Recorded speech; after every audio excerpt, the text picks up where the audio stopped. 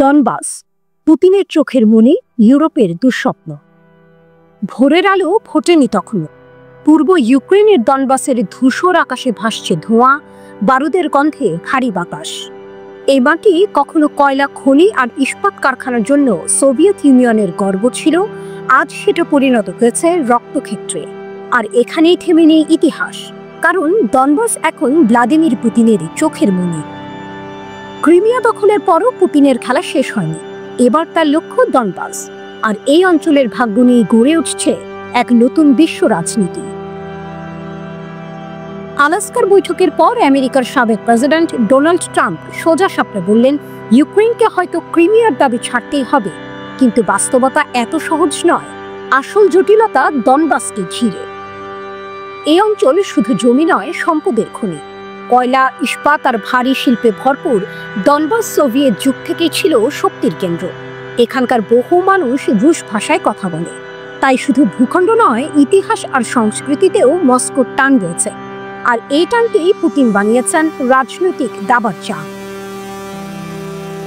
বর্তমানে ডনবাসের প্রায় ৮৮% রাশিয়ার দখলে, লুহানস্ক প্রায় পুরোপুরি মস্কো নিয়ন্ত্রণে।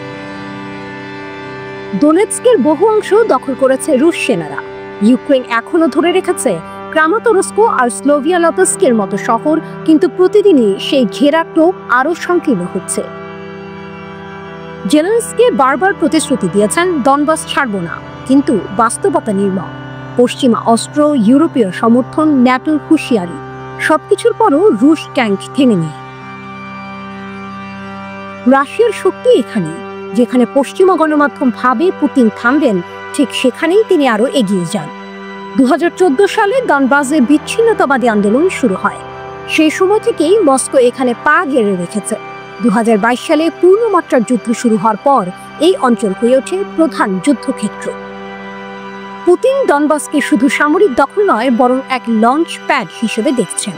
ইউক্রেনের এই শিল্পাঞ্চল পুরোপুরি দখল মানে কেবল কিয়েভের অর্থনীতিকে পঙ্গু করা নয়, বরং ভবিষ্যতে ইউরোপের দিকেও আগ্রাসনের পথ খুলে দেয়া। এ কারণে ইউরোপিয়ান নেতারাও আতঙ্কিত। তারা জানে ডনবাস ছাড়লে রাশিয়ার দাবানল আরও ছড়িয়ে পড়বে। সিনেমার দৃশ্যের মতোই ঘটনা। একদিকে জেলেনস্কি দাঁড়িয়ে আছেন, হাতে পশ্চিমা সাহায্যের প্রতিশ্রুতি, অন্যদিকে পুতিন পাঠাচ্ছেন ট্যাঙ্ক, মিসাইল আর সৈন্যদল। আর আকাশে যেন লেখা হচ্ছে, এই যুদ্ধে শেষ হাসি কে হাসবে। পুতিন ইতিমধ্যেই ঘোষণা করেছেন, ডনবাস আমাদের ইতিহাস, আমাদের মানুষ। সেই ইতিহাসে আগুন জ্বালিয়ে তিনি এগোচ্ছেন নির্দয় পদক্ষেপে। আর ইউক্রেনের হাতে হয়তো সময় ফুরিয়ে আসছে। প্রশ্ন একটাই, ডনবাস কি হবে রাশিয়ার স্থায়ী পতাকা বহনকারী অঞ্চল, নাকি ইউক্রেন শেষ মুহূর্তে কোনো অলৌকিক প্রত্যাবর্তন ঘটাবে? আজকের বাস্তবতায় উত্তর স্পষ্ট মনে হচ্ছে। ডনবাস ধীরে ধীরে বদলে যাচ্ছে, ইউক্রেনের শিল্পাঞ্চল থেকে রাশিয়ার শক্তির প্রতীক হয়ে। আর এভাবেই ইতিহাস আবার লিখছেন ভ্লাদিমির পুতিন।